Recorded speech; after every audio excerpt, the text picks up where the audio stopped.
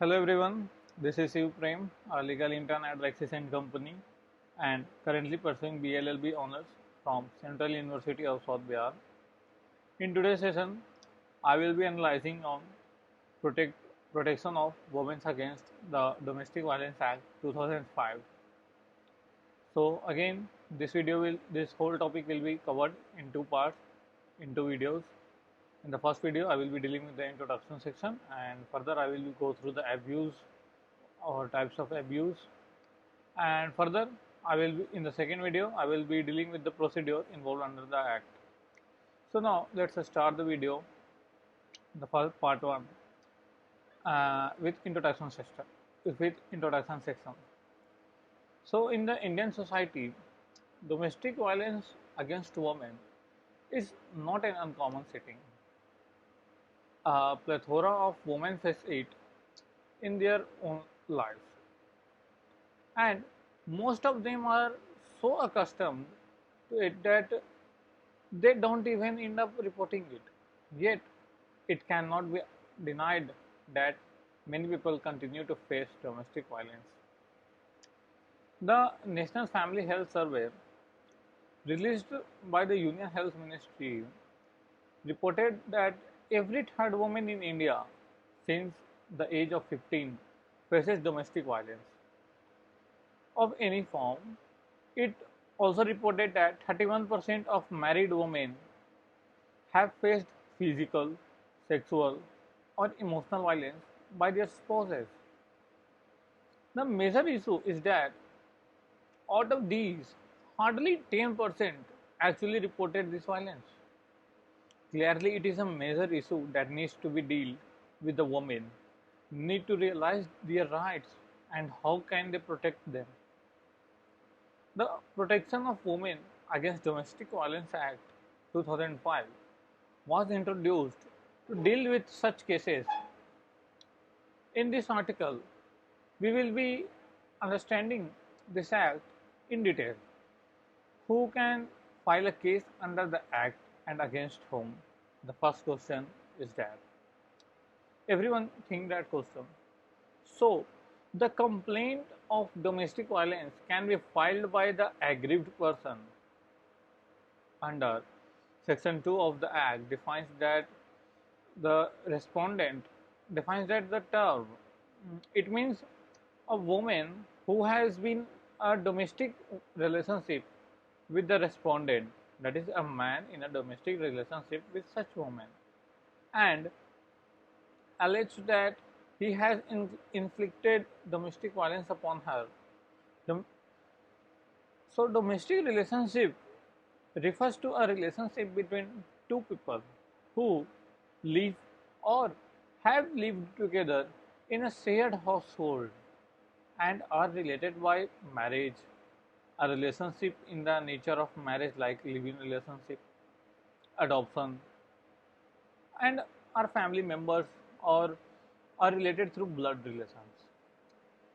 Shared household, as mentioned in the clause, is that house belonging to or taken on rent by the man, the house in which the man and woman lived together with shared rent, or the house in which the man and woman lived along with his joint family. However, it must be mentioned here that not all living relationships are covered under the Act. There are certain requirements that must be fulfilled. These are like the both parties must believe behave like husband and wife. They must have attained the legal age of marriage. They should qualify to enter into marriage. They must voluntarily live together in the same place for a significant amount of time. They must have lived together in a significant household.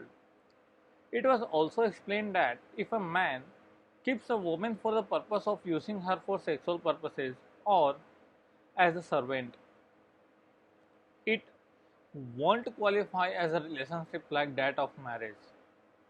Also, Section 2 defines respondent as a man. The Supreme Court, in the case of Sandhya Wankhede versus Manoj Bhimrao Wankhede, held that the term relative as used in the Act has a very wide ambit. and a complaint against the female relatives of the husband or the male partner can be made within it. Section 3 of the Act explains the term domestic violence in detail.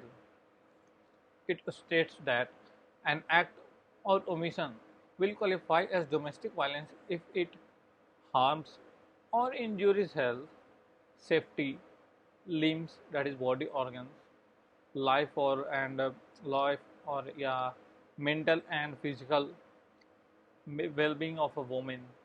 Such abuse can be physical, sexual, economic, verbal, and emotional.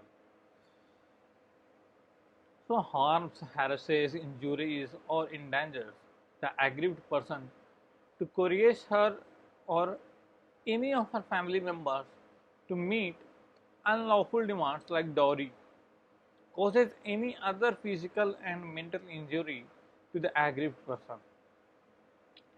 So now let us see the types of abuse which are covered under this act. We have already discussed the 4 types of abuse covered by the act as mentioned in it. However, these types were further explained in the case of Bharti Ben Bipin Bhai Tamboli versus State of Gujarat. It was held that physical abuse, sexual abuse, emotional abuse, and economic abuse. So, you will be understanding by the name, but let me explain a little bit about it. So, under the physical abuse, use of physical force against a woman such that she suffers from body injury or hurt, physical assault or criminal intimidation that is threatened to cause hurt, and criminal force that is used force upon a person to cause him or her injury in the form of beating, kicking, punching, wounding the aggrieved person in a dangerous place, making use of weapons to threaten her, forcing her to leave her matrimonial home, and others. So now the second level is sexual abuse. This is a form of physical force and includes any act in which a woman is forced to perform any unwanted, unsafe, or degrading sexual activity.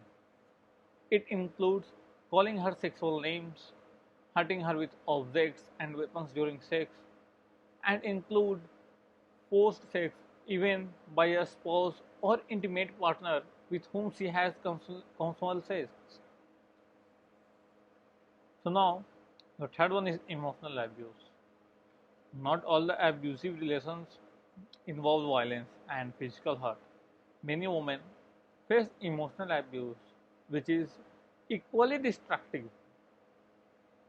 It includes verbal abuse such as yelling, name calling, blaming, isolating, intimidating, showcasing, controlling behavior, insulting or continually criticizing her, and others.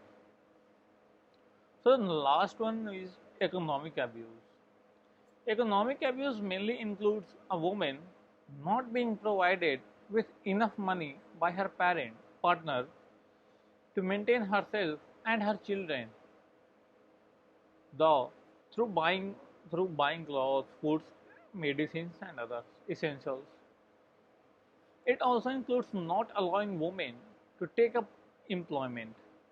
Apart from this, forcing her out of the house where she lives by not providing her rent, depriving her of financial resources she is entitled to under any custom or law, restricting her access to shared household also falls in this category.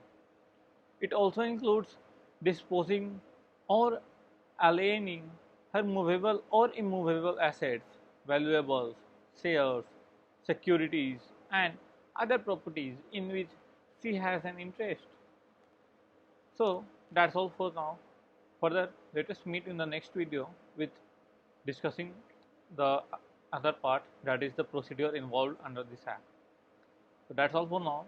Thanks for watching. Please do like and subscribe the channel. Thank you.